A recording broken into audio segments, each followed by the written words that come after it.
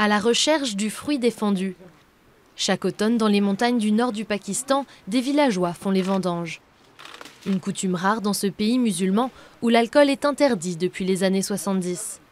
Rehmat Ali avait 8 ans lorsque son grand-père lui a transmis son savoir-faire.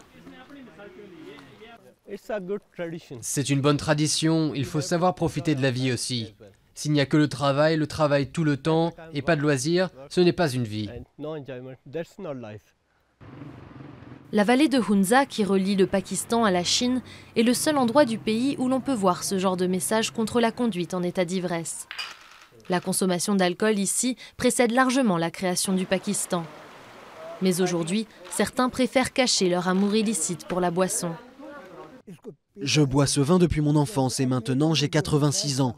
Il existe dans la région depuis longtemps, depuis autrefois, même avant l'islam.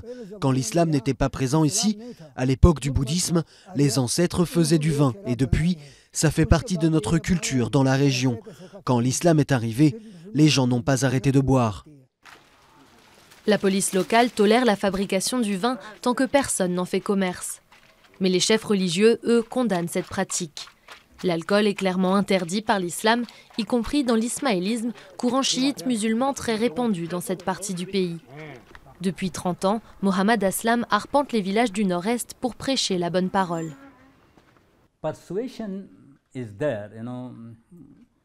Le travail de persuasion est là, je fais ce que je peux, je discute avec les gens, j'essaye de leur faire comprendre.